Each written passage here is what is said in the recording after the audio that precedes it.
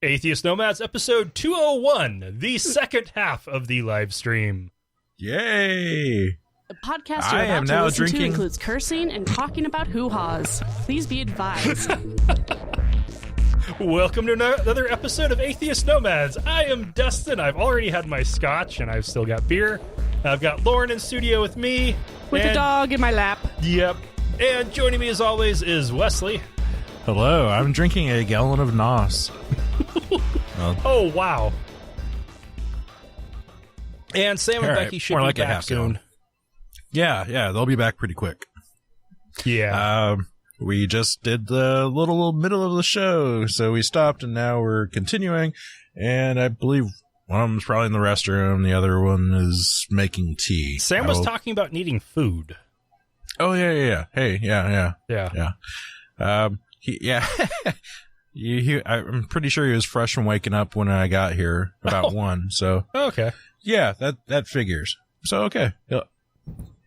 We will just continue. Sounds like you need some food too. You've had how much Nos? This is my second for the day. So okay, yeah, second in a couple hours, really. And Jonathan Ariola has refilled his drink. All right. Oh, God. Has he sent us horrible shit again? Picture of... I'm scared. Oh, wow.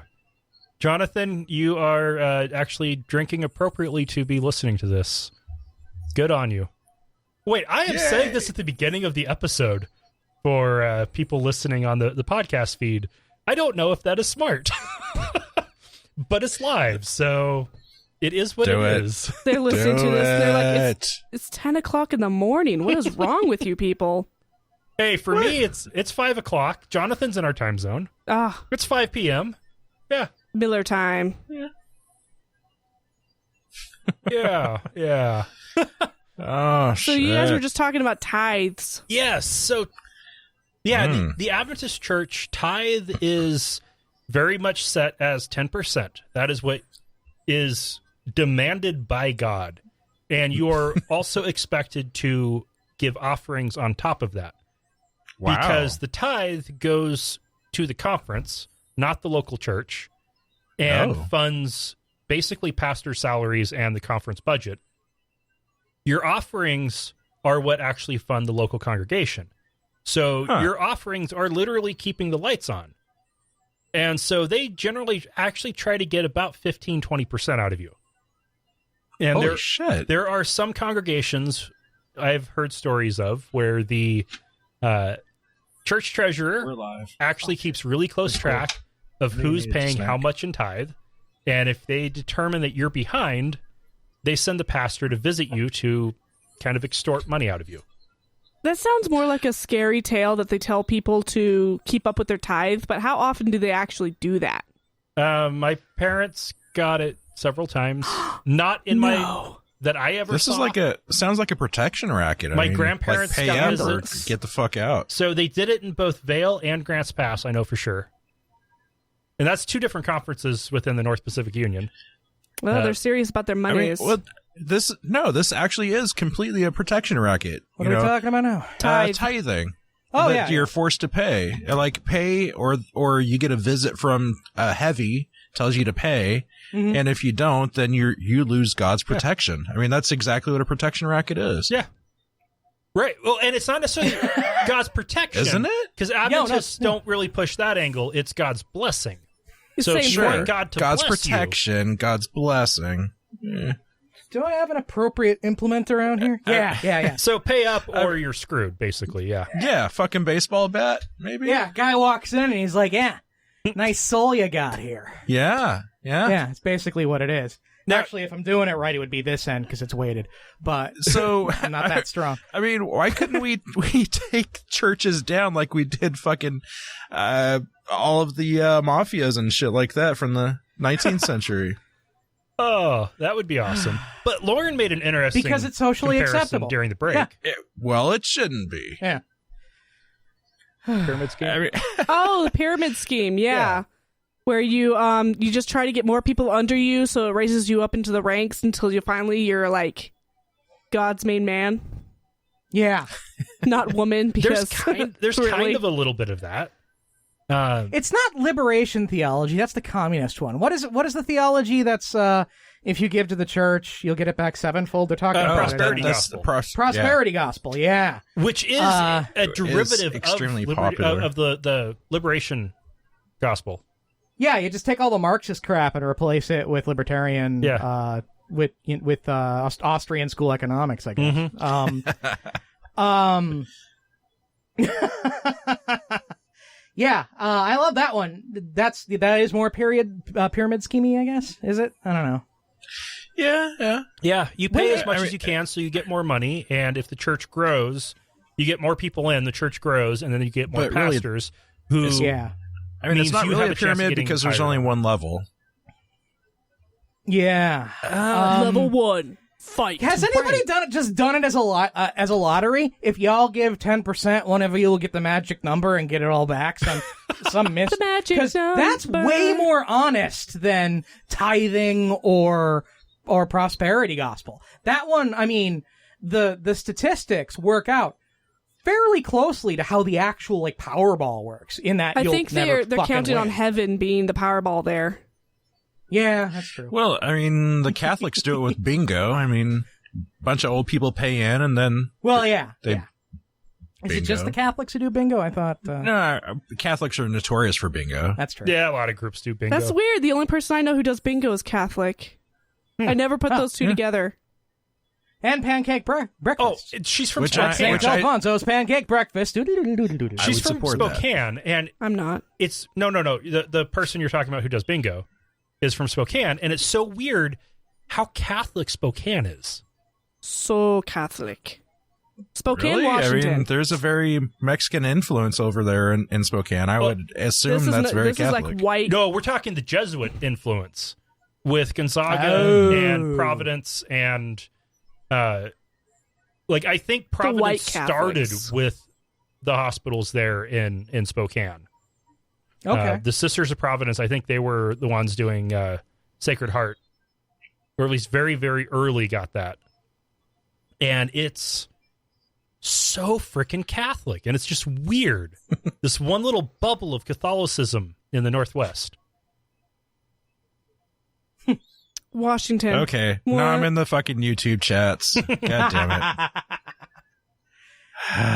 Fine. Why? What's going on in the chat? It's right Nothing. there. I'm just saying that I'm in there, and I'm looking at myself, looking at myself. I or might be as Steve behind. Martin said, it's me looking at me, looking at me, looking at me. It is really hard to not look at yourself. Oh, yeah, we got more. Almost 7 in Georgia, 7 in Kentucky. See, you've been stuck way up in this, so it hasn't changed at all. And I'm like, what are you doing there? Holy shit, there's a lot going on in there. Yeah, go back down to the current feed. Prosperity gospel. This is RICO law. all the way up for... I think eventually it might come down to RICO law. I'm actually really surprised that Peter Popoff hasn't fallen under it, to be honest with you. Because he's back on the scene. I didn't know. Okay, and what's the RICO law? I never did actually look that up. And kept wondering. Racketeering, important Charlie organism. That's what it stands for. Oh. So they're looking at I don't know what it stands for. But is the racketeering a part of it? Yeah, I'm pretty sure that's what it's for. Oh, so racketeering RICO on the Republican Party. Well, that's happened. Huh. Just ask Nixon. Racketeer, Influence, and Corrupt Organizations Act. Okay. Oh, I thought you said Rocketeer, and I got really excited for a second. Oh, that would be way better. That would be a good show. I would support Republicans if they were about rocketeering. Yeah, if they were the Rocketeer. Rocketeer! Yeah. It's a great movie. Or if they were just the Rockettes. So you want Mitch McConnell? I want to see Mitch McConnell's and Orrin pasty Hatch legs in a bathing suit, high kicking. Yeah, from their wheelchairs. Yeah, you want to get a great look at that taint? Is that what that's? Goddamn right. All right, cool. I'll be there. Right I'll pay $5 for that. A minute or $5.99 like an hour. a show? Yeah, a minute. Okay. Yeah, You are a charitable person. it's worth it. It's worth it. Right on. Okay, we can continue. Oh, we need Becky for this next one, though. Uh-oh. Yeah, I don't. Is she coming she'll back? be up.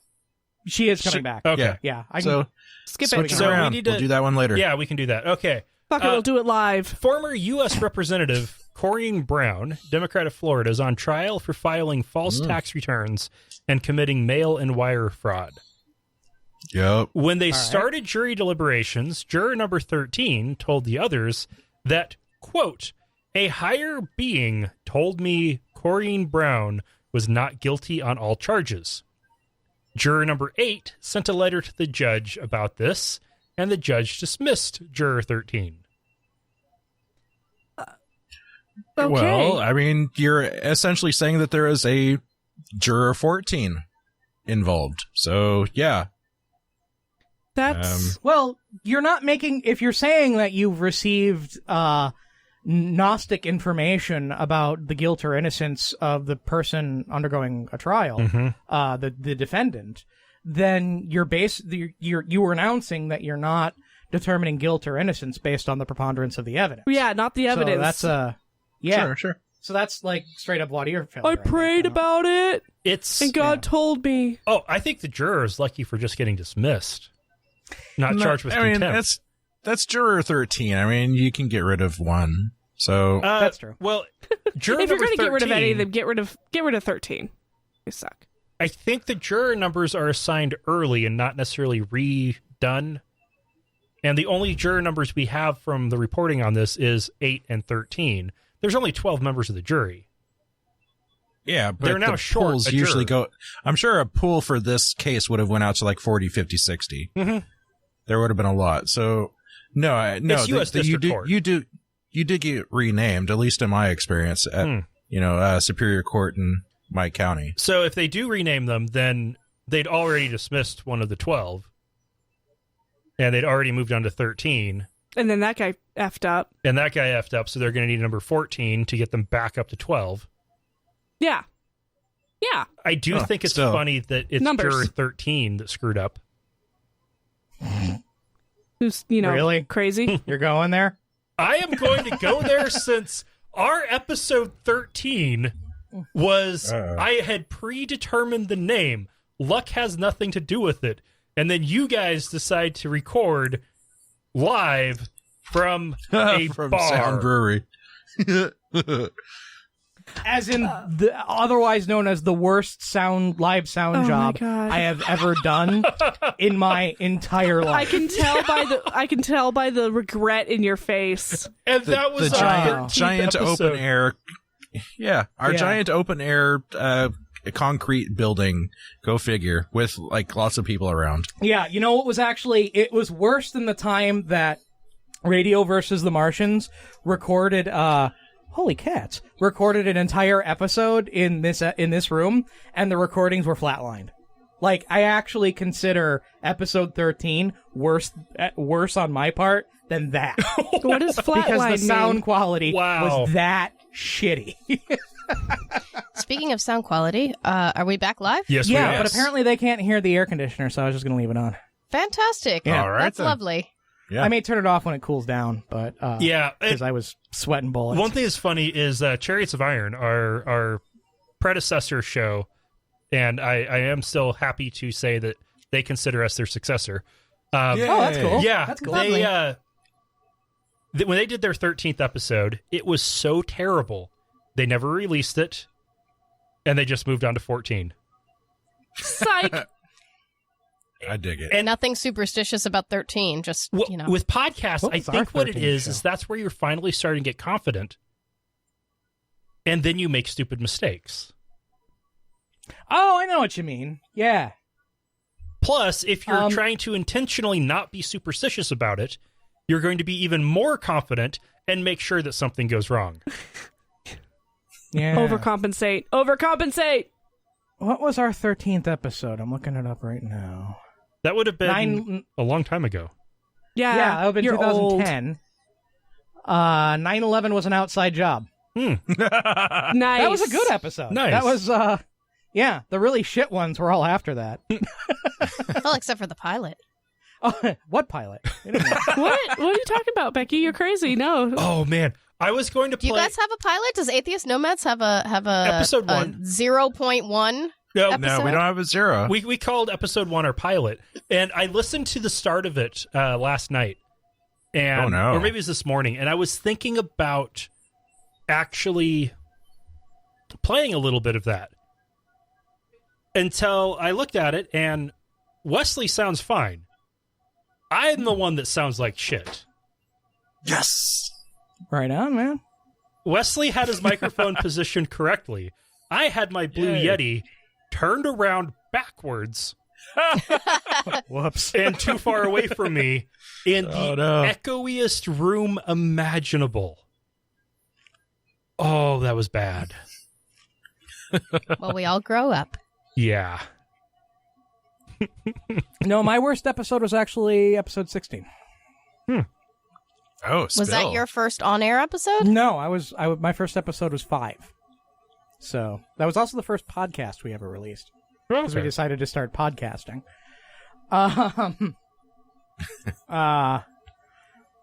Actually, I don't know. Maybe the event was the worst episode we ever did. I don't know what the worst episode we ever did. Actually, the 200th episode might be in the ranking.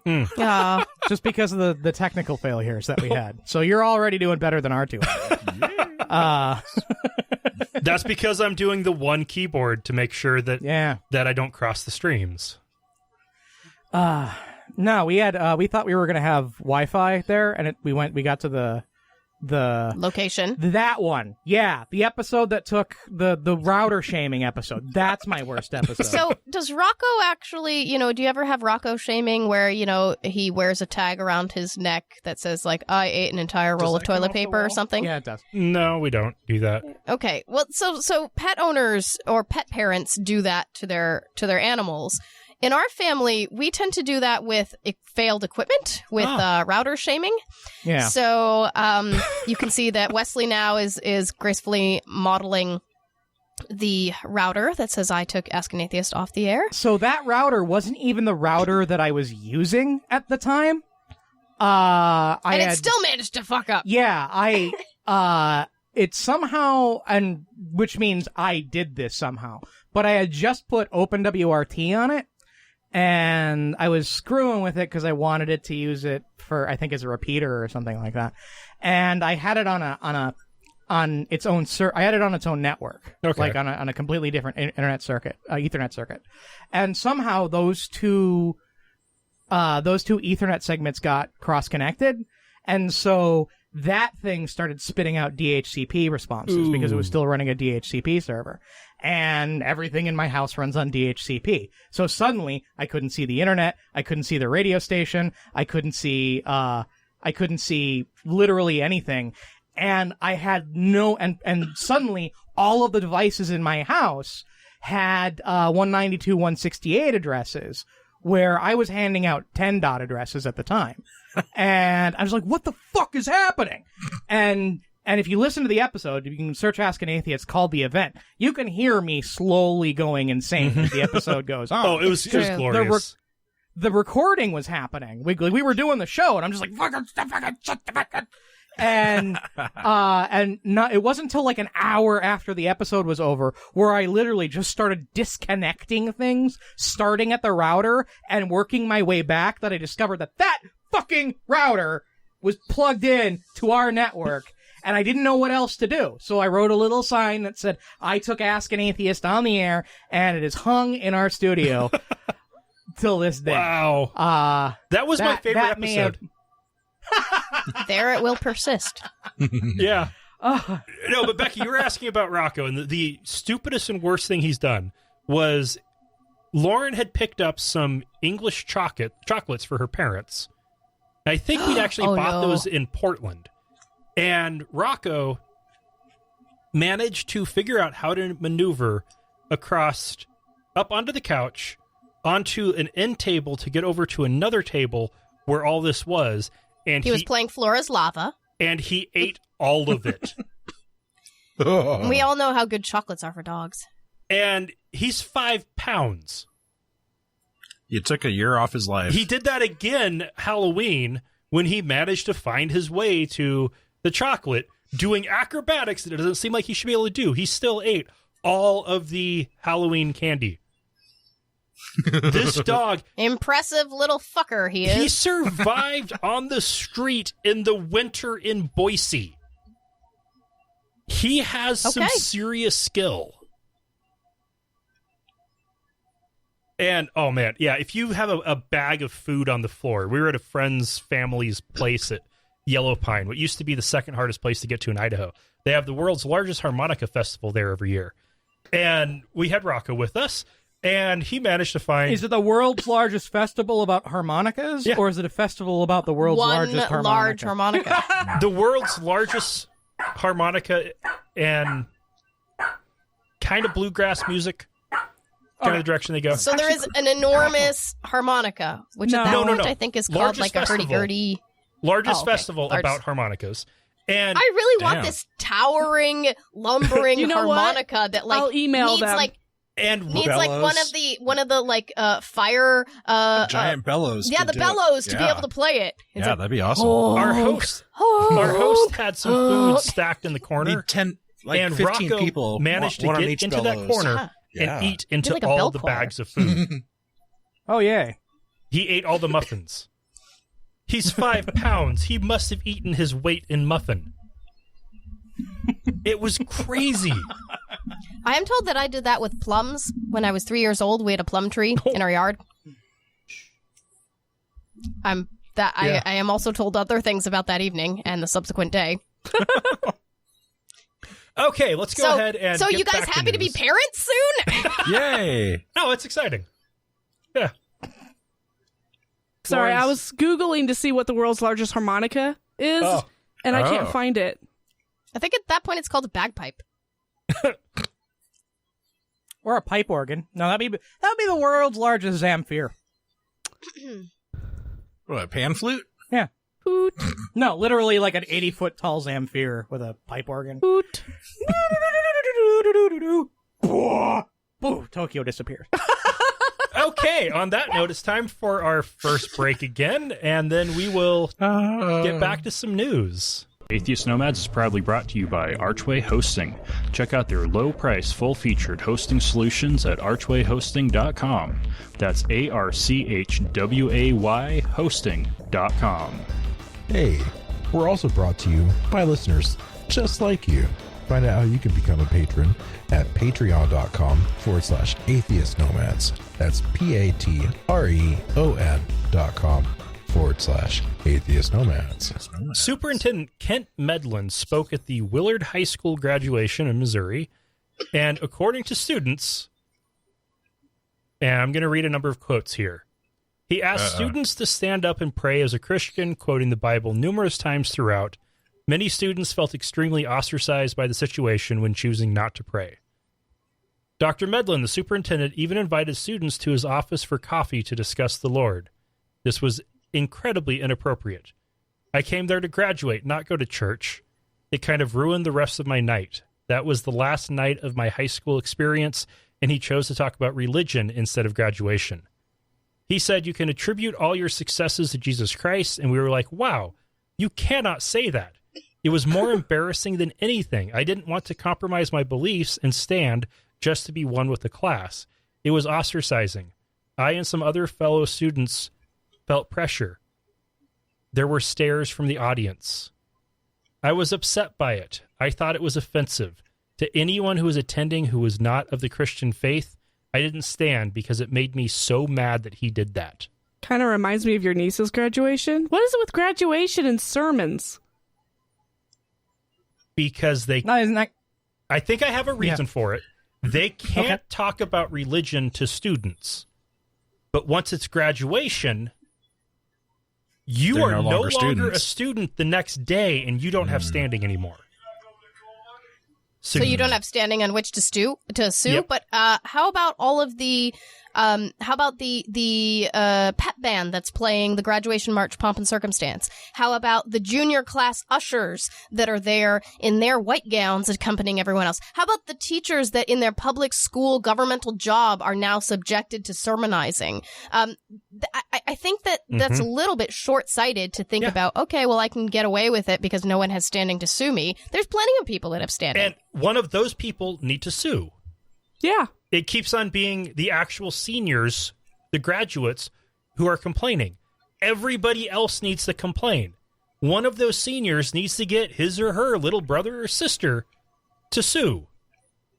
Aw, it would be a family bonding. It would be nice if a teacher would sue, but, they'd lose their job. Yeah, that's a thing, especially a superintendent doing it. Yeah. Yeah.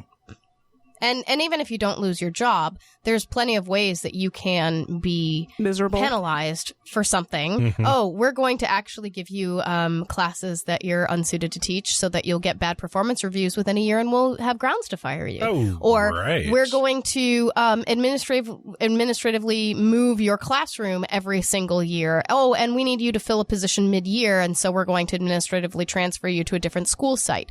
Oh, it's clearly only about our school needs and staffing needs. It has nothing to do with the fact that you were, someone being a whistleblower. Oh my God! you just like totally blew my mind with how terrifying being a teacher can be. If you don't have good union backing and support, which many states at this point don't, and even strong union states, there's not many ways around it. I mean, there's many ways around the technical whistleblower things and not being subject to being penalized for unlawful conduct on the part of your superiors. And then the other side of that is you get this is not just education, but this happens in a lot of places with whistleblowers, is you get booted around like that, and either they finally fire you for lack of performance or you just give up. And if they know who you are, you go to all the other districts in the area and you're going to be that teacher. You're going to be that squeaky wheel that's going to give your leadership a hard time. And you're just not going to get hired. Yeah. Despite any backing you might have from the union. Yeah. After my niece's graduation a few years back, it was their 8th grade science teacher who gave a wonderful sermon. And from a public school? From a public school. The venue was also at Northwest Nazarene University, with a whole bunch of crosses and quotes from John Wesley all around. Yeah. So I'm sure that they made absolutely no effort to remove or cover any of the proselytizing information no or effort symbols. at all. And so I sent a letter. Unfortunately, my niece didn't want to be a part of it for good reason, which I won't go into here. She has a future. And family that would have been affected. I reached out to FFRF. I never even got a response. Really? That actually surprises me. Because generally probably they were very responsive. Yeah, that time of year, they're probably getting tons of complaints about graduation speeches. And they were probably looking for what are the best ones where we could actually have standing. And mine, One interesting one I actually would recommend is Appignani Legal Center of the American Humanist Association, and Monica Wagner was the most recent person in charge of that. It was highly responsive in saying these are the avenues that we could explore going forth. You don't have to. This is how you keep your name out of this. This is who we can advocate on behalf of. We can look at cease and desist. We can look at suit. Always trying to go with the easiest, the least painful, least intrusive ways, like usually a letter from a lawyer, and then a cease and desist request, and then maybe a civil rights compliance complaint before suit. Right? And what center is that? That's Appignani Legal Center from the American Humanist Association. But FFRF was also responsive to us too with certain questions and things like that. So. Oh, they were responsive with me with my other niece. She was at a middle school in Grants Pass, and there was a pastor who was coming once a week for lunch to have the lunchtime supervisors. With students. And he was working that summer with a raft company and was our shuttle driver.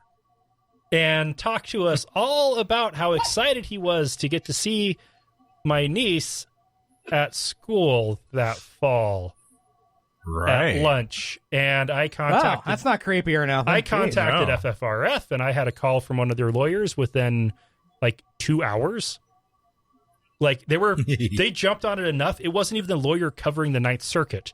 It was one of the other ones saying, okay, I want to get all of the information on this, and then we will get it to the right person because we need to move on this. They jumped on it, and the school district banned him. Nice. Within a month. Badass. Something recently happened within the Tacoma Public Schools where you have lunchtime monitor volunteers. Those are, individuals from the community that come in and help kids, remind them to throw away their trays and different things like that. And it can be parents, it can be anyone that, passes a background check. And in Tacoma, it was actually a network of pastors, and they were found to be doing, Bible study and proselytizing during lunch that was inappropriate. And the Tacoma Public Schools said, no more pastors shall be our lunchtime monitors. Yep, that's just a lawsuit waiting to happen. Good for them. Yep. All right, we are going to take our second break now, and then we're going to move on to the most clear-cut First Amendment violation ever. We love hearing from our listeners. You can email us at contact@atheistnomads.com, tweet us at atheistnomads, send us a message on our Facebook page at facebook.com/atheistnomads, or better yet, call us and leave us a message at 541-203-0666.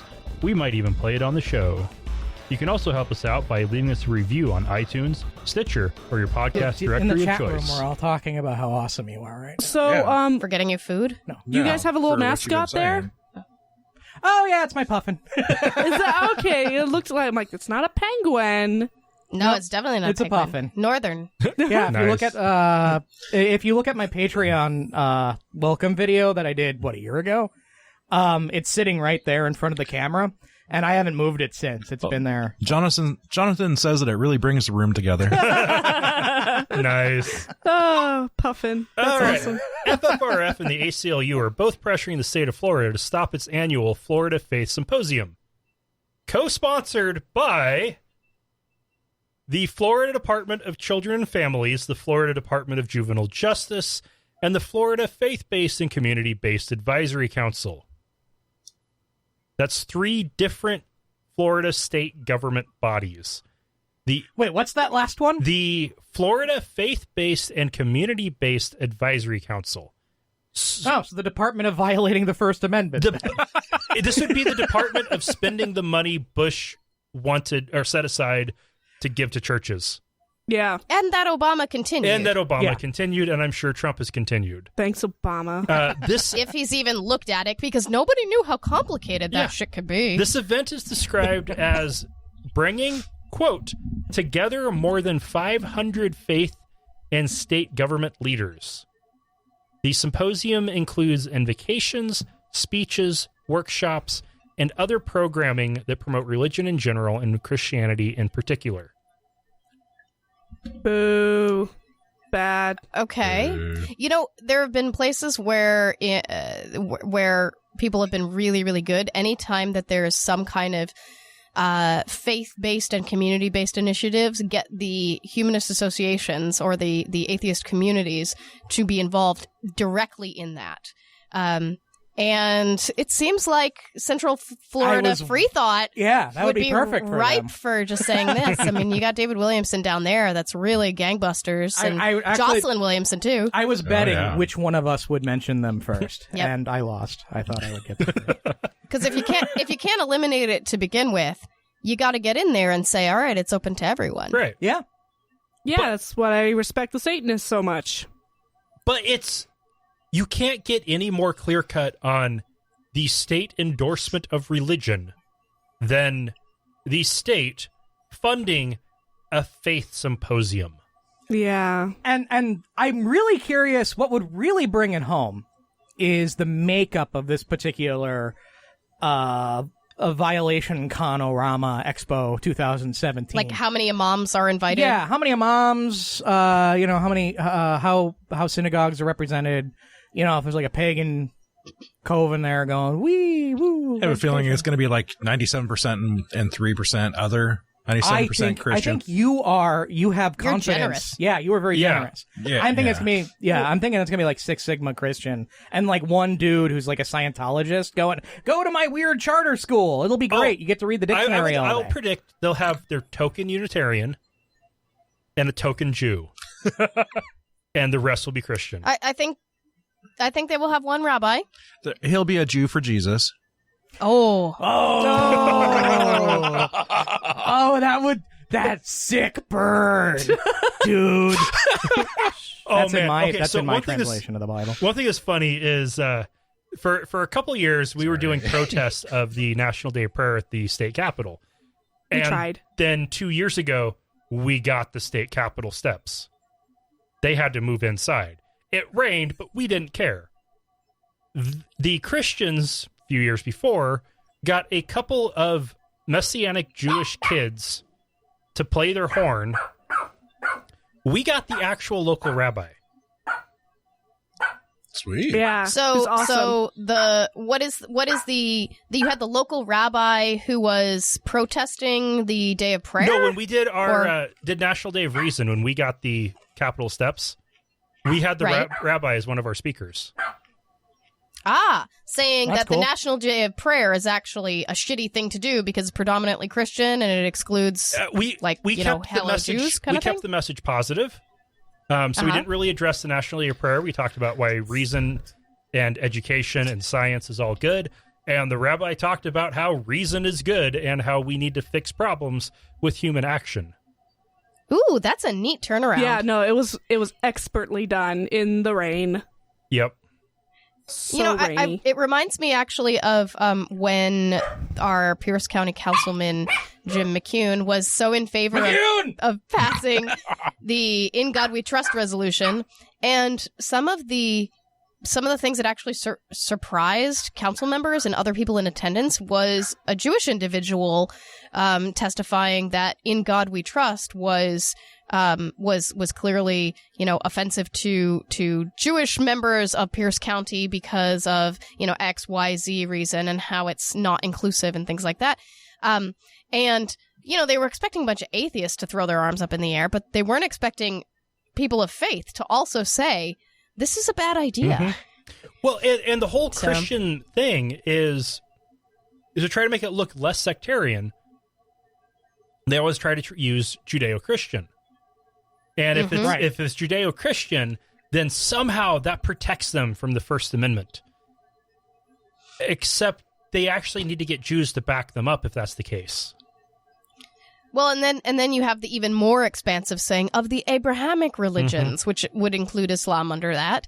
And try and get evangelical Christians to be teaming with your local imams and your local Islamic cultural centers. No, you can't use this umbrella shield of Abrahamic religions or Judeo-Christian religions if it's clearly only an evangelical Christian thing. Yeah. Is it getting quiet? What? Oh, I think my headphone is going, or my head things are going out. Did That's weird. You don't need to hear. It's getting quiet. Can you not hear them? No, I can hear them now. Hello. Oh, there we go. Hi. It was weird. Okay. She got a dead set of cans. I could turn up the volume. No, but I did want to say, you notice how I've been getting up and taking care of the dogs? Yeah. This is what that parenting podcast would be like. Yeah. And just showing you that maybe... Yeah. Oh, it's probably a bad idea. It's an idea. Because having podcasts is like fathering children. It seems like more is easy. Well, when you move to Washington, you can just get the dog stoned, and then you can do the podcast. Did you like my joke, Lauren? Yes. Which is why I shook my head with the look on my face. Like, what? And you missed the joke here about when you moved to Washington. Yeah, when you move to Washington, you can just hotbox the dogs and get them stoned. No, we didn't miss the joke. They won't have to bark. Oh, the dogs. Good. Okay. Not the baby. I thought you were talking about the baby. No, we did not miss that joke. At least I didn't miss the joke. I did. I chose to ignore it. Oh, shut up, Wesley.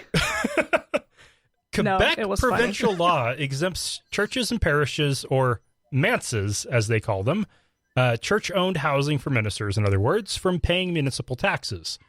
The City of Montreal has changed how they interpret this in recent years, so now if a space is being rented out to other groups, or if it's not currently being used for an explicitly religious purpose, they have to pay taxes. This is particularly tough on churches that are closing down, since they have to pay taxes between the time they hold their last service and the close of the sale. Oh. Well, too bad. So this is similar to our parsonage law in the United States, where the housing for your pastors or ministers or rabbis actually get to be tax deducted, right? Yeah, which is how you get Benny Hinn. Yeah.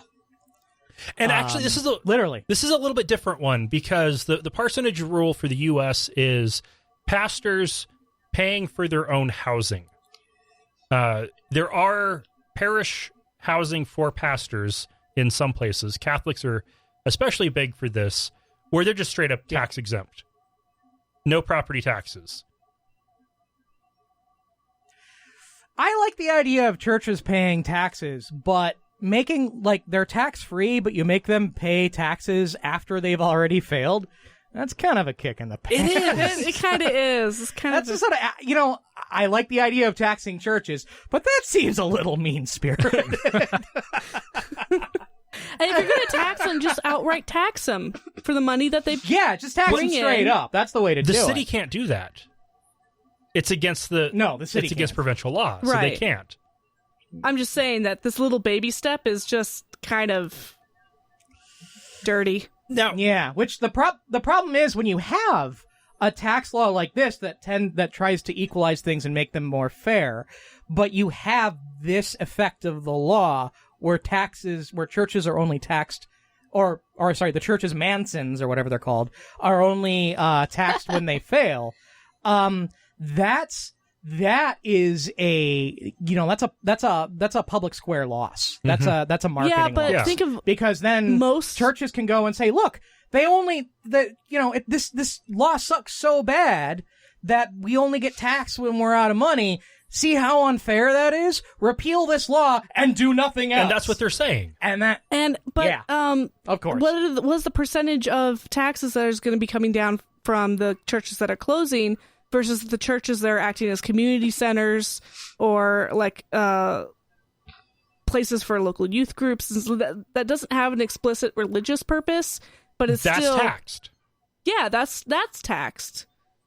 I'm just saying, so it's not all gloom and right. It's not all kicking these churches down while they're down. It's also you rent out a room in your church for scouts. That room is now taxed. Right. It creates the weird situation where you're breaking up the building for tax purposes. Yeah. Then I'm okay with that. I think it's a fine idea. The problem is they should have with a failure when you don't have proper exception code in your logic to handle situations like this, it makes it very easy to throw the baby out with the bathwater.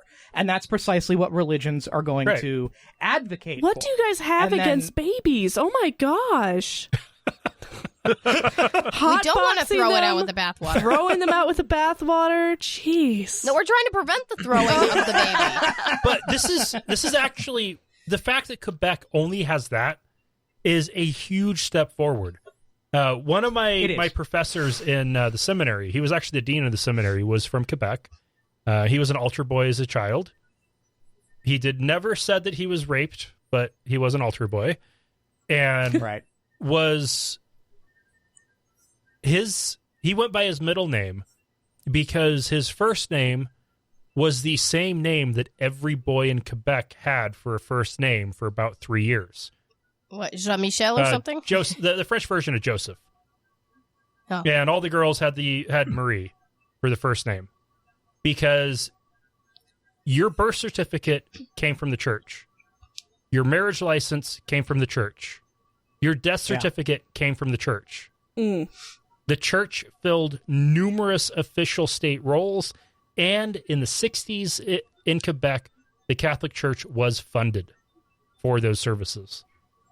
Wow. It was really interesting, though, because it was initially set up in Canada because Catholicism was the minority religion. And so it was a protection of a minority group of people that now has evolved into this privileging of one religious sect. Yeah. Now, that has since changed in Quebec. They no longer... They now have the city, county, parish, whatever you call it, and the province issuing your marriage licenses and your birth certificates and death certificates and all of that. but it took time. And I think that wasn't until the 80s that changed. Yeah. You know, it reminds me of under Francisco Franco in Spain. You know, he was the dictator that ruled from the Spanish Civil War up until, I think, 1975 was when he died. Every woman born in Spain had the first name of Maria. So that's why sometimes you'll see M and then superscript A with a little underline, and it indicates that that's it's not an honorific like Mr. or Mrs. or something like that. It's the name Maria. So you would have like 5 girls in a family, and then it'd be like Maria Eugenia, Maria Teresa, Maria Lucia. And so they would go, that's why also you get these combo names like Maite. Maite is a Spanish, girl's name, but it actually stands for Maria Teresa. You have Maru, which is a Spanish girl's name, but it's actually Maria Eugenia, Maria Eugenia. And so some people will go by their middle names, and some people will go by that combined name, the Mariluz. What was the thinking? Why did I don't know. Franco... I don't know what gets in the minds of dictators. I know. Why? This is Turkmenbashi level it's weirdness. It's Catholicism. It's Catholicism. There's the same reason why they did it in Quebec. You had to be named after a saint. You had to have your Christian name, and then your parents could name you whatever the hell they wanted, but your first name had to be your Christian name. Yep, within your religion. But you also, because of the dictatorship thing, had the combining that with a weird level of control over your people within your, under your rule. I mean, Franco, it was Catholicism, but it was also Franco's own grandiosity. His tomb is in a mountain, and it's a cathedral in a mountain, and the Catholic Church says that no cathedral can be larger than St. Peter's Basilica, right, in the Vatican.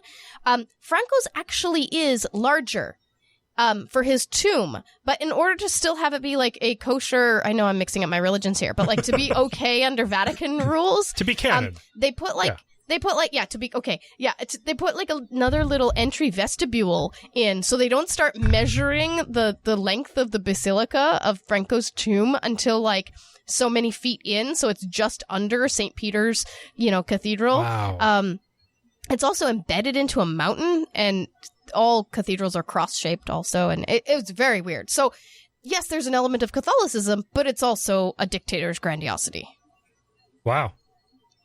Fucking sounds like an asshole. And then General Franco put his picture on the bottom of every cup of yogurt. No, that's Turkmenbashi now. Oh man, my past career was with a company as a subsidiary of a Spanish company, and so we got to hear lots of stories about during Franco's rule when they weren't allowed to do business outside of Spain.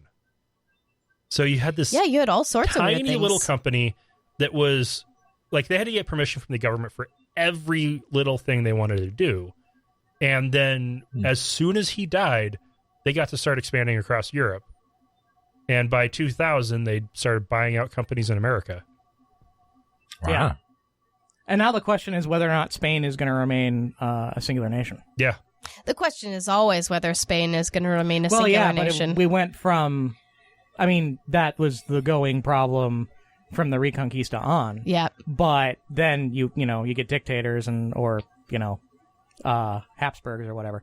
And but now Basque extremists aren't they promised an independence vote sometime in the next couple of years? For Catalonia, maybe? Yeah, for Catalonia. I believe so. It very much is a different cultural area of Spain. And, people in Catalonia speak Spanish. They speak Castilian Spanish because that's the language of government and of school. But their native language is Catalan, which is very similar. It's somewhat mutually intelligible, but it's a different language. From what I've heard, it's actually closer to Italian. Which they're all derivations of the Romance languages, of the Latinate varieties. I find it fairly easy to watch Catalonian television and understand what's going on because I have a visual cue also. But I hear similarities to Italian and French, languages that I have studied very, very minimally. Yeah. So much like Eastern and Western Washington? Something like that, Wesley. So the first time I got a crown put in, it was in Nogales in Sonora. and which is in Mexico. And my wife at the time was like, I have got somebody who can talk to the dentist down there, so that, we can get this done, and blah, blah, blah. And I get down, and we all get down there, and I find out that she got somebody who only spoke Portuguese. Oh. To talk to this guy who speaks Spanish, specifically, Northern Mexican Spanish. And they're just kind of shouting at each other to figure out precisely what part of my body they're about to start drilling into. That's scary. That was a little frightening. Mexican doctors. Well, no, this dentist, one of the finest dentists, and up until very recently, because I found a guy up here who was just magnificent, was the best dentist that I had ever worked with. He did root canals and just root canals. That's all he did. He did root canals, temps, crowns, and he was so good at it, I felt nothing. Wow. Nothing. And I still have those crowns in, and that was 16, 17 years ago now. Wow. And they are holding up like a champ. They're actually holding up better than stuff I've had more recently done. So yeah, you can, this guy was just amazing. But it started out with a guy speaking Portuguese and a guy speaking Spanish shouting at each other to figure out which nerve in my jaw they're gonna kill. Wow. The nice thing is that many of the medical terms are all Latin-based anyway, so hooray! It worked out. It actually worked out great. But holy cats. Wow. And, Good times. Adventures in dentistry and language. Adventures in the lack of social life. Well, I'm going to throw in with your one host. thing on weird dental things is I have incredibly deep roots. When my wisdom teeth were taken out, they were the deepest roots the oral surgeon had ever seen. And he was quite concerned about that. They were also infected. It also means that since I was about 15, I have never had any work done on my teeth where I was actually fully deadened. They can't give me enough Novocaine to actually knock out those nerves. So you should just have sedation dentistry done all the time. That was the thing is I chew through Novocaine pretty quickly myself. And so I've gone through 3 procedures now where, it just stopped working. And I'm just sort of gripping this on it. Finish it. Oh! Or actually, to be honest. Yeah. Well, the last few times, the way it ends up going is he shoots me up with the Novocaine. I don't feel anything. He's drilling. Oh, there's the nerve. Yeah. You guys are going to make me sick. Okay, let's go ahead and move on. The Patriarch of Moscow and other leaders in the Russian Orthodox Church have been blessing government computers by sprinkling them with holy water to protect against the WannaCry ransomware. Do they have to then stick them in a whole bed of rice to dry out the damn computer? These consecrated magnets that we shall attach. Now, I had a hard time believing this because it sounds like something coming out of The Onion. Oh, totally. And I verified. In fact, I think my brother even commented #not the onion. Right. I checked, tried to find as many sources as I could on this. They all have the picture of the patriarch of the Russian Orthodox Church sprinkling holy water on their computer terminals. Not on the actual, main PC itself. They're sprinkling on the keyboard, mouse, monitor. Which can still be no bueno. I mean, you don't... And he's got a little brush that he's dipping in the water and then shaking it at them. Horsetail. Still, I mean, the headline was it's just worth cracking up over. I've done it. You've sprinkled holy water on your... Not holy water. But back at my first internet job, and iridium urine? Somebody's talking about Basque in the chat, and I really want to get back to that. But never mind. Back in my very first internet gig, I was still in high school. And we had a Spark Station 5. That was our primary web server that we were having a real hard time getting Apache compiled and running on with all the proper virtual hosts, and it would just bomb out, and then FSCK would just fail, and we didn't know what the hell was going on, and we found out what was wrong with it later. But eventually, we just put booze and cigarettes as an offering, other admins booze, my cigarettes, on the Spark 5 as a sacrifice to the gods of computing. To make it work. I don't know if it worked, but we eventually got it fixed. Well, then. all I'm seeing is Major League with Jombu and the fucking bringing the chicken in. And the thing is, I was a kind of a new ager then. Yeah, I was still a new ager then, and we had been up for so long that Stockholm syndrome had kind of set in by then. I really believed we were doing something. I really did at the time. So, I've done it. It works. All right. That's all you need to know. Ding. Man, yeah, and Sam, you're right. The chat is awesome. Yeah. So Basque is pretty great. It's a language isolate. There's apparently more syntactical or lexical similarities with like some language spoken in the Japanese archipelago. The martial art that I did was a Basque version of Savat. So it's basically a language that developed in like a little tiny isolation. Yeah. Just all on its own. It's proposed by linguists that any similarities between Diné, which is the Navajo language, or the Japanese indigenous languages, kind of is that convergent evolution, right. That they sprouted up independent of each other, but having similar features, linguistic features. Right. We know all about the Basque. Awesome. We have Basque really, Quarter here in town. And I was going to say, one of the places in the United States where Basque is most spoken is right where you Boise! Boise to Elko to Jordan Valley. This is a little Basque triangle. And we actually have their big festival that they have every 5 years. Every year it switches to a different major Basque community. And so we host it once every 5 years. Hialdi. So this is not the Harmonica Festival, No. right? Oh, jeez. All I got to know is the food good? Oh, the paella. it's Oh, my amazing. God. The food is All amazing. right. All right. I want paella. I just love saying Basque nationalist, though. What's funny with the Basque Quarter rolls in off the town, tongue. We have a lot of gochachillas there's here. a couple restaurants, and they call it the Basque Quarter, or Basque District. It's two sides of one street for one block. But they have a mural. Yeah. It's pretty cool. Murals are nice. Whereas- They have a museum. Most of the Basque here have either fully integrated in, like one of my nieces is descended from Basques in the Boise area, and the rest of them are herding sheep around the foothills. Yeah. With their Great Pyrenees dogs. They're awesome. I love their little trailers.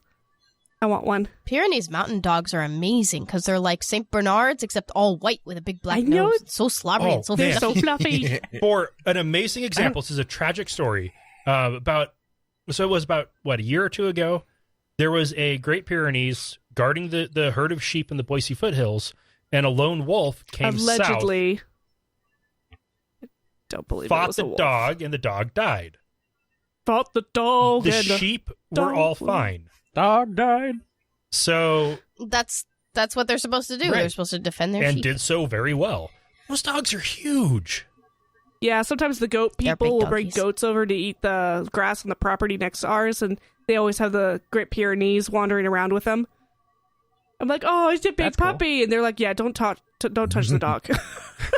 Don't make eye contact. Don't just pretend it's not there. And I was actually born into a family that had the Great Pyrenees dog. The dog existed before I did, and so my only memories of being like 2 and 3 years old is being able to ride this dog like a horse. Yes. Yes, they are big. I talked to the goat people once, and You should say the owners, the goat owners. Goat people sounds a little Okay, weird. by the They are end of the weird. conversation, she was the crazy goat lady. Yeah. They were totally preppers who had stashes of food, guns, and money out at various points around in the woods. They had a cabin, I think 100 miles from Boise up in the hills, and they had trained their dog and their horses so they could open up the gates, the dogs would herd the goats, and the horses and everybody would all meet up at the cabin. Well, I've got a Warren Zevon song stuck in my head. Or so they thought. What's that? Send lawyers, guns, and money. So yeah, I just have Jim Brewer stuck in my head now. Why? Goat Boy. Oh, yeah. There's also a Bill Hicks thing, actually. He called himself Randy Pan the Goat Boy. And now in the chat, they're talking Stuff about I know. Monster. That was a while ago. Oh, yeah. We talked about Monster a bit ago. Monster a long time ago. Yeah. You need to scroll up. I am Have I He has to scrolled up. keep reloading the page. Okay. Yeah. He's only just I figured that out. You know, the chat will continue if you press stop on the video. That's what I've been doing because my internet isn't fantastic here.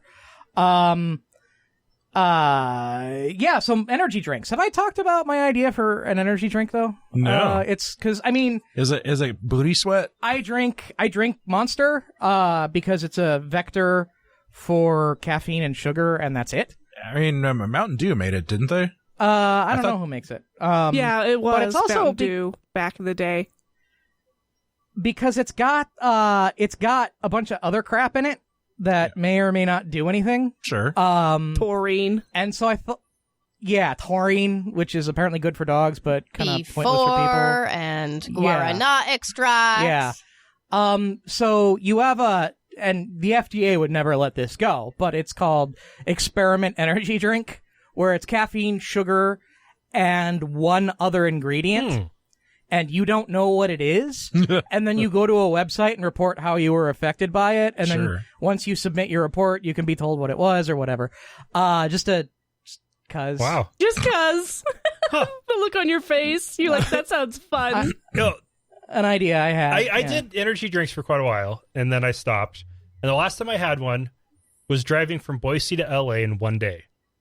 We got to Mojave, and I felt like I'd had 10 drinks. I was so road weary. And we pulled off. I was kind of white-knuckling in the passenger seat. Yeah, we pulled off. I downed a Red Bull, and then I was ready to rock and roll in LA traffic. Yeah. Jesus. I'm never ready to rock and roll in LA traffic. Never, ever. I'm not ready to rock and breathe in LA. Man. It does smell funny. With the Jetta stick shift, that TDI stick shift, it is neat. so much fun in LA traffic. Yeah. My sister, Sounds like a fun drive. When me and my sister were still talking, she used to tell me about how she would get from San Diego to Seattle without sleeping, just nonstop driving. And it was a pretty easy way. Just meth. Oh, yeah. That'll do it. Well, yeah, that would work. That's I did Chicago to Phoenix in 32 hours. pretty good. That's pretty damn good. Once, and it was thanks to energy drinks and self-flagellation, actually. I'm not really joking. No, I understand. Yeah. I learned a trick from my dad, because my dad's a musician in Chicago. He'll do, he does some session stuff, generally works the bar circuit, and he also works during the day. And he had this one gig, it was like Thursday night at Gamblers till like 4 a.m, and he had to be at work at 7. So he had to go from work to, he had to go from the gig right to work because Gamblers on the south side, we were in the northwest suburbs. And so what he would do, there is nothing safe about this. Never do this. Okay, this is years ago. We're all still alive. We didn't hit anybody, and it's a miracle that it turned out that way. But what he would do is he would roll the windows all the way down in the winter, summer, didn't matter, and just scream at the top of his lungs for at least 5 minutes. Yeah. And then he's like, yeah, and you'd be surprised. Huh. That will definitely get some blood pumping. Adrenaline rush. People would look at him funny because, you get... You get a Doppler dad going on. Doppler dad. And, but that's what I did. Like, right around Tucumcari. I'd just knock all the windows down and, and it got me to Albuquerque before I said, fuck it, need to sleep. So I got a 4-hour nap, and that took me to Navajo County where I had an hour nap, and then I made it all the way to Tempe. Wow. Shit. One time I did a road trip between Idaho Falls and Boise. It was a whole 300 miles, people. And I had to take 4 naps. It was so bad. I was so fatigued that every 100 like 70 miles. I had to stop and take a 15, 20-minute nap. I'm not always like that. One time I had to drive to Becky's work, which is 10 miles away, and I had to nap 5 miles away. It was a particularly bad trip. I'm not always mountain man, driver man. I got my bad. Yeah, so I drive on trips. Yeah. I don't drive anymore. We got 2 comments from Lauren's brother on Facebook. GIF. Hashtag That's just clickbait. out of the blue. Oh, God. And, oh my God, the screenshot for the video is nothing but cleavage. Okay, looking at that screenshot, there is hardly any cleavage. GIF. Thanks. GIF, you know your sister. I got titties. She's cleavaging for 2 now. Cleaved. And No, there has been several times where I've had to get up where I'm sure it caught me just with nothing but cleavage. So that screenshot right there is not the same that he's probably talking about. Okay. But hey, thanks for watching, guy. That's awesome. So Jerry Carter just joined the chat and asked out of the blue, so are they in an underground bunker? And everybody spoke up, said yes. Wait, really? Yeah. Thanks for coming to our defense and clarifying things. It's an underground bunker in the attic. That's great. And yeah, it's an above ground underground bunker in space. And Lauren and I are just on a reclining love seat in the living room. Yeah. And our newly redecorated living room. Yep. Okay, let's go ahead and take our last break for the second half, since we didn't actually get to the second or third breaks for the first half. And then we have a couple more stories. As a listener of the show, I'm going to assume you love my sexy vocal stylings. If you love the rest of the show as much as my voice, consider giving us the resources we desperately need to purchase quality cocaine and Red Bull. We make it super easy to make a one-time donation or to support us on a per episode, monthly, or even annual basis using PayPal or Patreon. Find out more at atheistnomads.com. Use the links on the right side of the page. $1 an episode is all we ask. Yeah, 200 minutes. Oh my God. Sorry about that. No problem. So I'm having fun. We've been talking about Chechnya for quite a while, quite a few episodes, and they're back. There are at least 40 gay men who have escaped Chechnya to other parts of Russia, and so far, all but 2 have been denied visas by the U.S. and or EU countries. So they're stuck in Russia.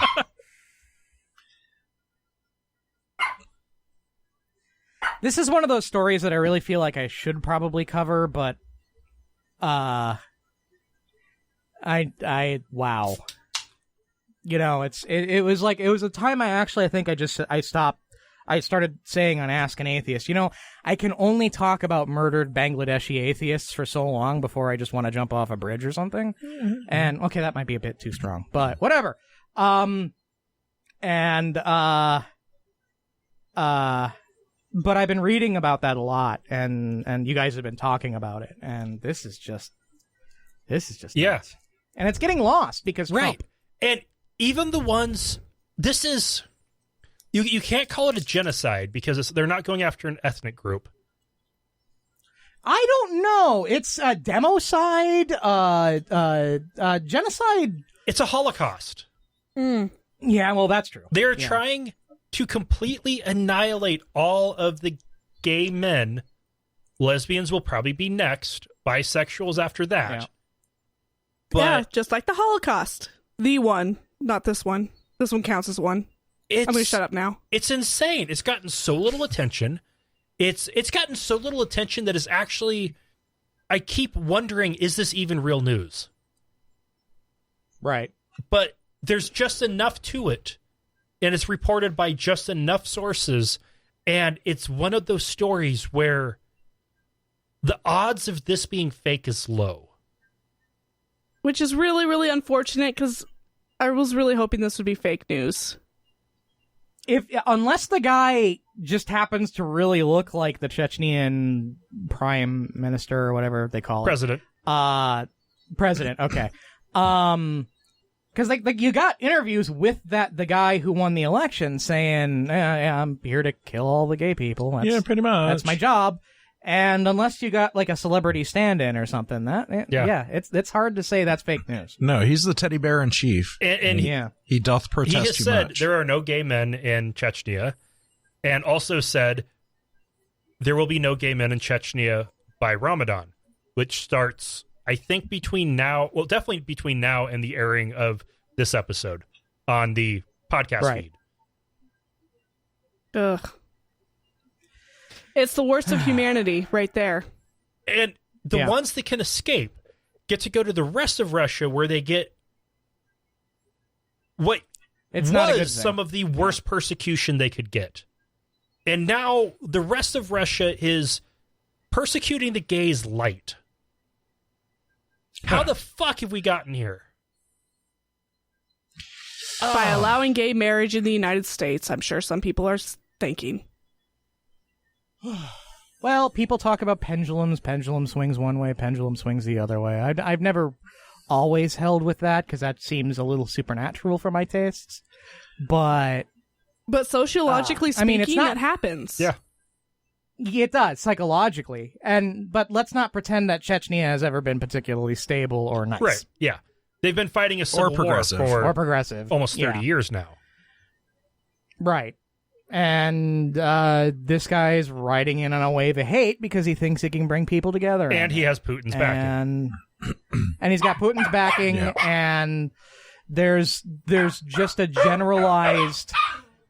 Sorry. Generalized dislike of the EU and the relatively socially forward perspectives on the EU.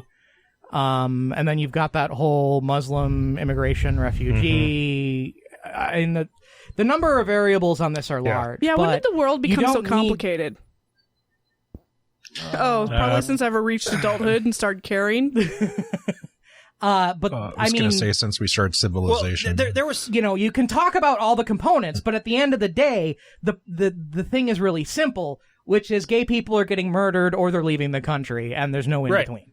And that's not complex. That's fairly simple. They're getting murdered, or they're not being allowed to leave the country.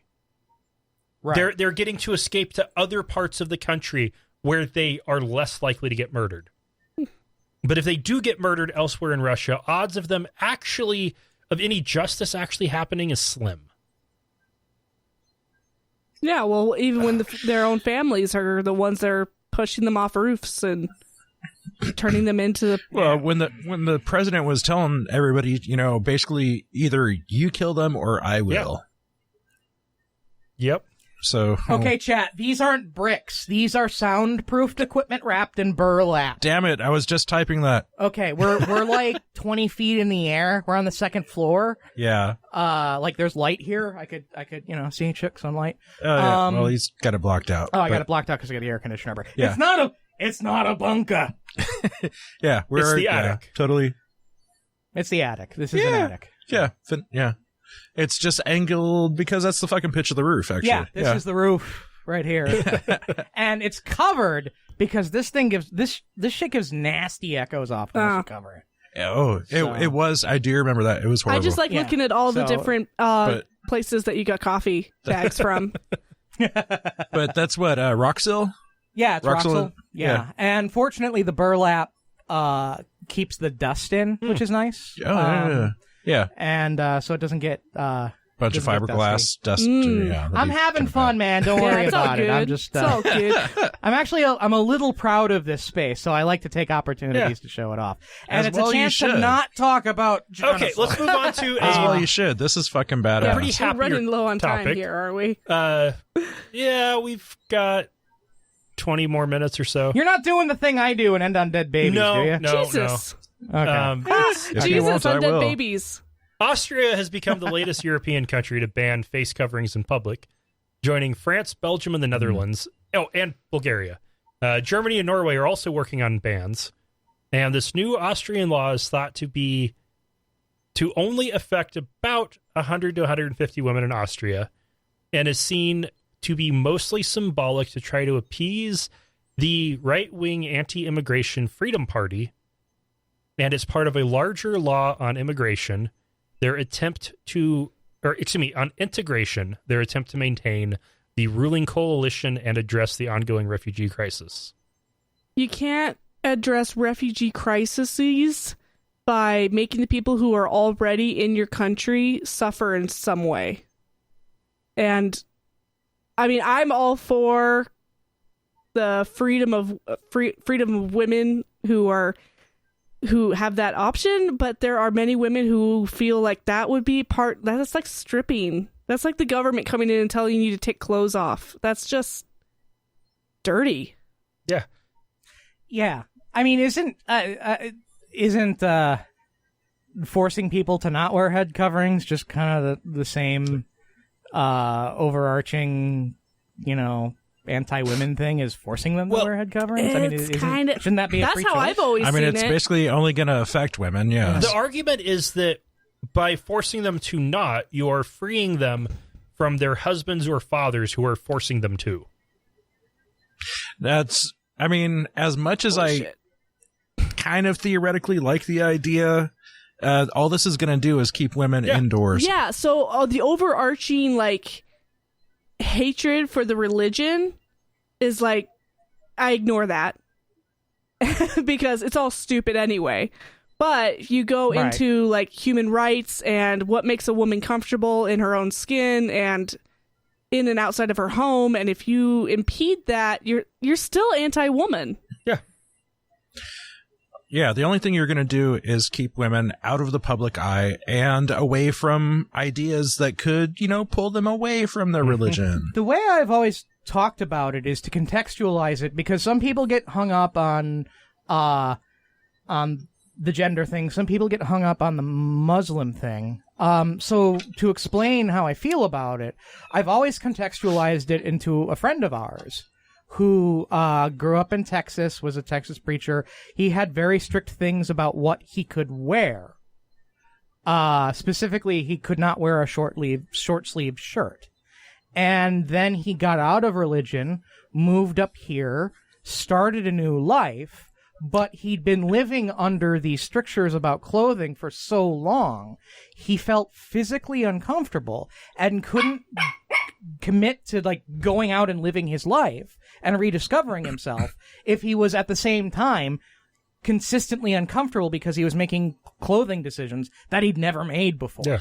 But now he consistently just wears tie-dye. Right, now he consistently just wears tie-dye. But for the first several years that I knew him, he would always wear long-sleeve T-shirts. Yeah. Does that mean he was still faithful and he still believed in the reasons why he wore those shirts? No, he's fucking uncomfortable. He was just more comfortable. That happens a lot with ex-Mennonites around this area, where they still wear the long-sleeve dresses.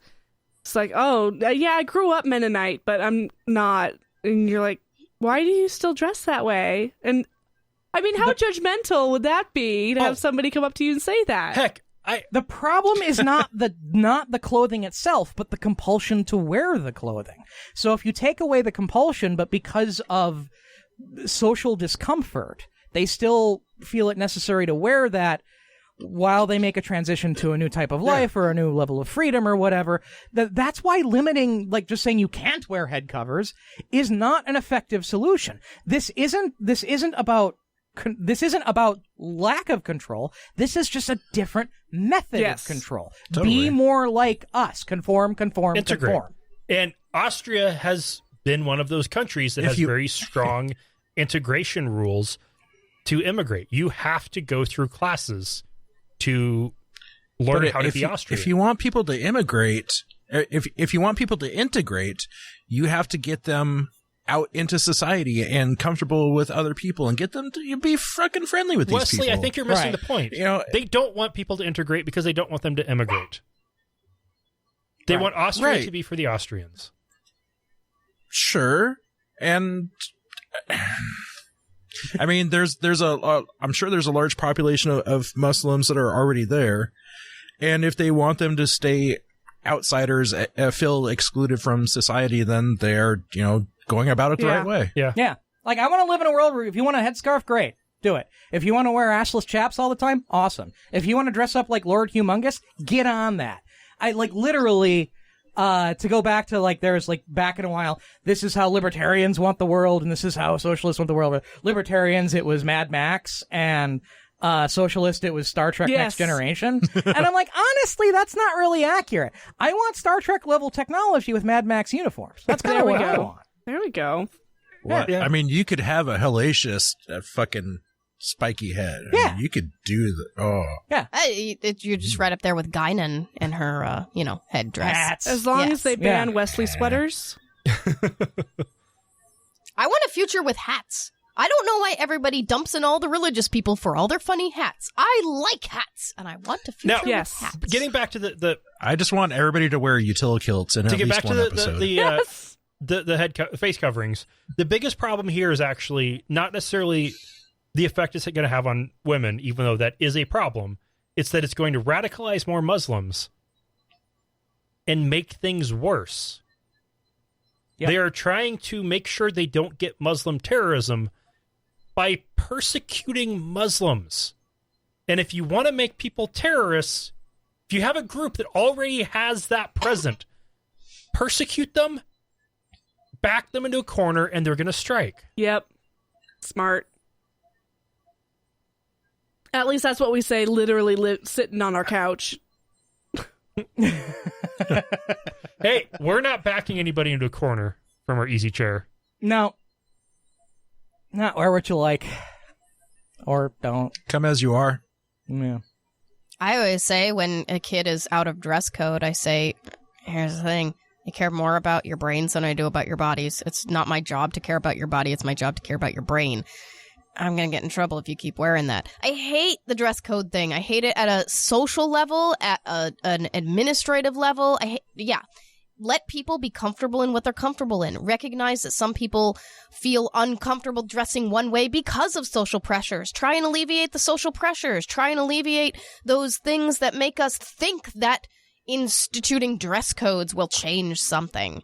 You know? So I'm going to start a change.org petition, because those work, Yeah. right? Every To get time. Becky to start an educational podcast. Yeah, a great example on how well those work is we've got one on the child welfare laws in Idaho to try to end the faith healing exemption. Oh. Yeah, that's gone absolutely nowhere. It's gone to Idaho when Oregon instituted their anti-faith healing child protection laws, and you had all the Oregon, nutsos that then fled to Idaho, and now you have your entire towns that have child graveyards. Yeah. I gotta jump in here for a second. Jerry, we said that it's okay if people want to wear assless chaps. Yes. And, 5 years since, 5 years, and this is the first time I noticed your show. YouTube is endless as the universe. We're a podcast first, so check out www.atheistnomads.com. There you go. And, subscribe or go to iTunes, Stitcher, Google Play, Stitcher, we pretty also much have anywhere. apps in both we're the there. Apple App Store and the Google Play Store for our podcast. It's just audio, but it's great while you're driving or working. Yeah. Feed your brain Yep, while yep, you yep. work, because we know you're not doing it at work. And we still have a little bit more time to cover. About another 15 minutes, but we have one more story, and then I just won't end This the was so sad. random discussion. The Arctic Seed Vault Oh, yeah. was yeah. flooded by No! melting permafrost. Yeah. Now, fortunately, the seeds are all safe. The flooding was only in the entrance area, but this did show a major flaw since this was designed to be impenetrable. They were going to use the permafrost as a critical part of protecting it from climate change. From nuclear. Whoops. Nuclear and War. climate Well, change. And really. so they Yeah. have now added some extra sealing. They've added some pumps. What's funny is that after Well, the pumps were already there. The pumps were in place, and this is a very long, slow ramp downwards, and there are pumps set to collect water for just this purpose. Yeah. So, this is like the first time that they actually had to use the pumps. And they've dug some trenches to help redirect melting permafrost away from the entrance, since it is literally inside of a mountain. Yeah, they in the said Arctic. that after it melted, it froze again, and that going in there was like walking on a glacier. It's like, oops. Well, I think I've been there before. I mean Not that place, but to Antarctica. no, not the Arctic. But I've been to. We had a freezer, minus 40-degree freezer that had a sprinkler head break, and it flooded. We had probably 100 gallons of water flow through that. All of the boxes of plasma bottles turned into ice cubes, and the floor had 3 inches thick of ice. That'd be fun to play in. Oh, when that thing... Oh, that was hell. And we were so afraid that after we got it cleared out, cleaned up, defrosted, and we'd turn it back on, because this was the third time those freezers had that happen to them, that they would literally burst from too much water getting into the seams. We're lucky they didn't, but oh man, that was bad. Well, I think the solution is obvious for the seed vault, though. You need more than one, and there are quite a few. Yeah, there's some somewhere far north in Canada or Russia. I believe there's somewhere between 6 and 8 around the world. I think we need one at the L5 point too. What is that point? The one of the Lagrangian Earth Moon Lagrangian. The problem there is the radiation. I still don't know what that is. Yeah, you'd need shielding. Yeah. It's a relatively stable region, 60 degrees ahead or behind the where the moon and the Earth and I'm not a science guy, but it's an orbital thing. Stop. But you wouldn't need much shielding. And you already have materials on site, even if it's a carboniferous asteroid, to create suitable shielding for a seed vault, because it's the L5 point. That's what's there. So is the purpose of the seed vaults to protect from all conceivable disasters, like asteroid, from nuclear deployment, from just from pestilence, some sort of thing that could take out a crop? It's to be able to feed the survivors. They keep after the unthinkable. Yeah. Okay. Assuming you can get there. Now, see, one spot that would seem to make perfect sense, because there's 2 ways to get to the Arctic. You go north or you go up. And you can get to Arctic climates. Why not put one in the Andes? That way you can get full spread around the globe. Geophysical issues. You have one of the faults that creates earthquakes, the largest, like the 1960 Valdivia earthquake and stuff like that. I mean, the Andes are just what is upthrust? Megathrust? Megathrust. I mean, you got one plate going under the other one. Yeah, subduction zone. Subduction. Thank you. That word. So, earthquakes, that screws up pretty much all the mountains. Earthquakes are volcanoes. You wouldn't want to put it on top of Mount Rainier. It's going to erupt at some point.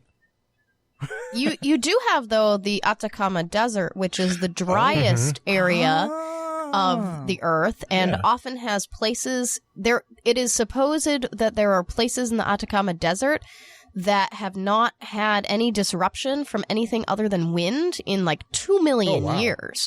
So, you also have landmines that were still there because of Bolivia and Chile and Argentina saying, we want to landlock Bolivia. Yep. Fun fact.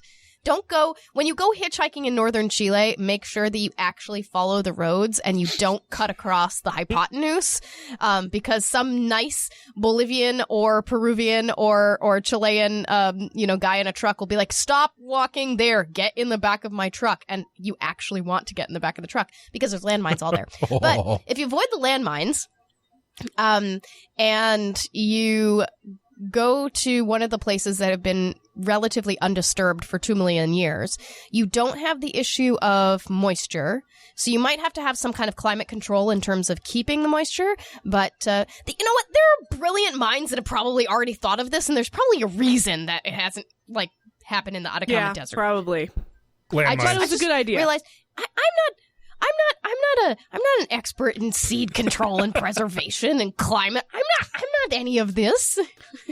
I can sometimes get seeds to sprout, but then they die. Yeah, you're ahead of me.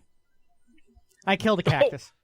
I did MJ. that. No, it wasn't a cactus that I killed. There was a plant that one of my residence when I was an RA in college dumped off on me, and I had to take care of it. And you didn't? I tried, and it died. I watered it like once a month. Go for the exotics. Go for orchids, carnivorous plants, corpse flowers. Pot. If you want to get into orchids, talk to Amber from around my neck of the woods. Oh, hell yeah. She used to be a total orchid botanist. specialist. That's awesome. But like specifically for orchids. Very nice. Yeah. So I think it was a really creative thing to use the permafrost because there's the whole perma part. Part of why it got called permafrost. We just didn't think that as it happens, the permafrost would be the impermafrost. Yep. We also didn't think that was going to be a problem with where it was going to melt and release methane deposits in the melting Russian permafrost? Viruses. Oh yeah, the really, really old microbes that are in the ice that are way like down. the size of bacteria, but they're viruses, and it's just crazy. Ooh, interesting. Oh, the macro viruses. Isn't that an episode of Star Trek? There's an episode of X-Files there that released through logging in the Pacific Northwest, actually. It's my favorite episode of X-Files, where you cut into the tree rings and you have some organism that was embedded in the tree rings from way back and hadn't been released, and suddenly now you're logging these old-growth things and you have a pestilence upon you. So instead of trees and tree rings, we have ice cores. I like the baseball episode of X-Files. Yeah. Oh no. What? So 200th episode. All right. Yeah. Yes. Well, Holy actually, shit. What lies in the future This part for is Atheist 201. Nomads? I would say the next big thing is seeing if we survive a baby. We've survived the ends of relationships, the end of jobs, the starts of new jobs, the starts of new relationships, marriage. We will see if we can survive a baby. Okay. I'm hopeful. Stop shaking your head, I'm Lauren. sorry. Just, I don't know. I don't know what I'm doing. We have a conceptual framework for how we're going to distribute the work and childcare and whatnot as fairly and equitably as possible. That's what he says now. And it will be interesting to see how that actually ends up working out. Yeah.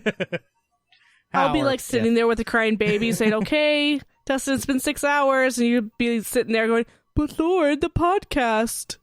And I'll be like, fuck you, buddy. Or rather, no, not fuck you, buddy. Oh.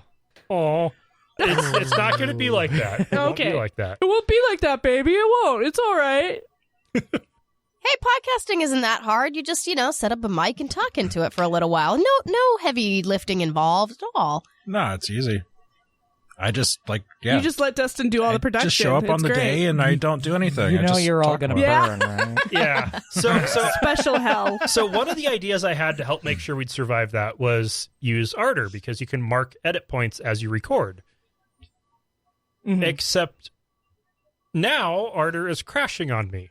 Yeah, like every episode.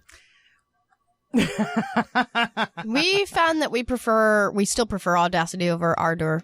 Well, Audacity crashes too, but I think like heavy technical stuff might, because you're coming up on the end. I was trying to give you a sum up. Oh, sorry. Yeah, I would like to continue that conversation, but perhaps on the other side of the close. Anyway, worst case scenario, we just do it live and yeah. It takes out editing. Yeah, the traditional fuck it. I always suggest that. If you can make the production, and this is for Lauren just as much as you, if you can make it as close to live as possible, like I'll do when we're a well-oiled machine, which we haven't been in about a year for reasons, but we're getting back to it. Doing the show, we do an hour-long show or an hour and 20-minute show. I do 20 minutes for post because I don't edit. And so 2 hours, I'm done for the week. Now you add about 8 hours throughout the week prep for coming up with material, getting interviews down, but that's not fixed. You can do that while you're watching the kid or at work when you're bored, doing other stuff like, or you're bored, is to do it as live as possible. So that would be, I know you're concerned about the future of I'm just the show.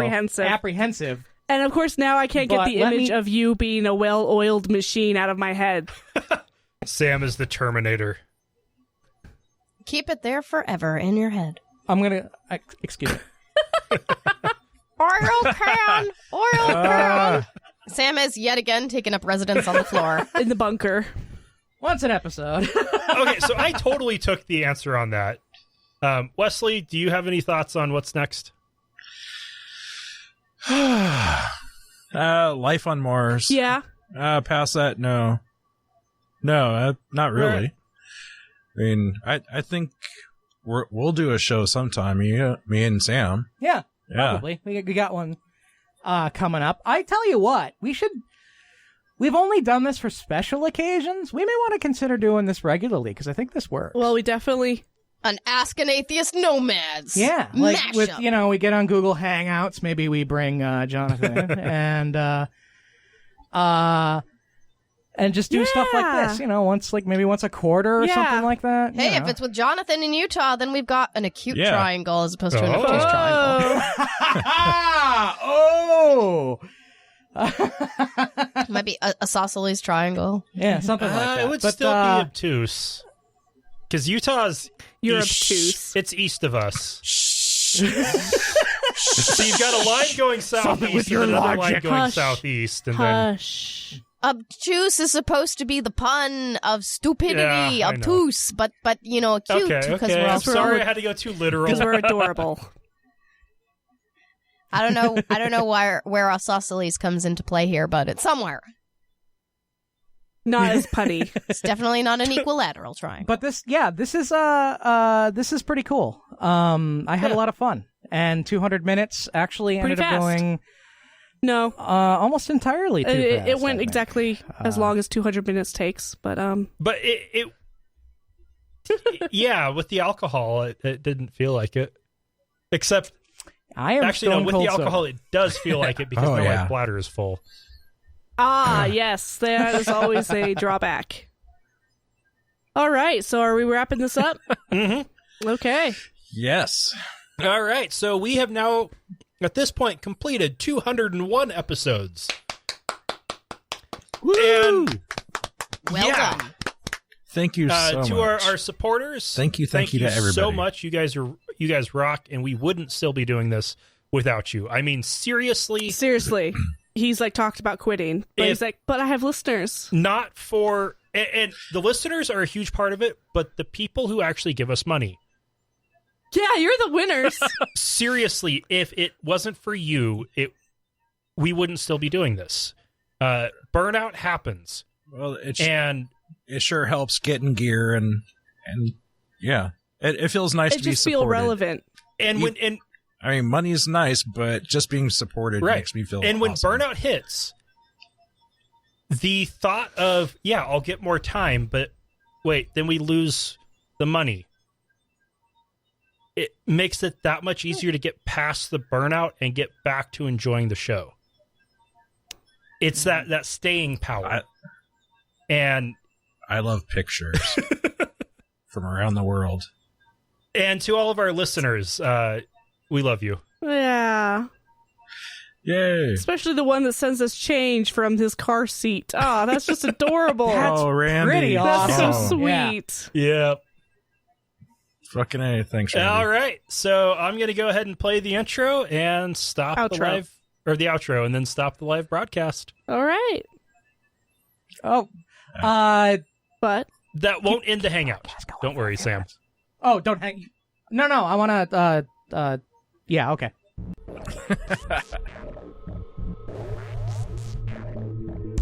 Thank you for listening to another episode of Atheist Nomads. You can find show notes and contact information at atheistnomads.com. Follow us on Twitter at Atheist Nomads, and like us on Facebook at facebook.com/atheistnomads. Please subscribe to the show in iTunes, Stitcher, or your podcatcher of choice, and while you're there, feel free to leave us a review. Theme music is courtesy of Sturdy Fred. Until next time, this has been the Atheist Nomads. This could be a screensaver right here with just me bobbing my head. Down, down, down, down. Watching the neighborhood kids ride by on their stupid little motorcycles. Upsetting our dogs. Who are actually probably more chill with it than I am.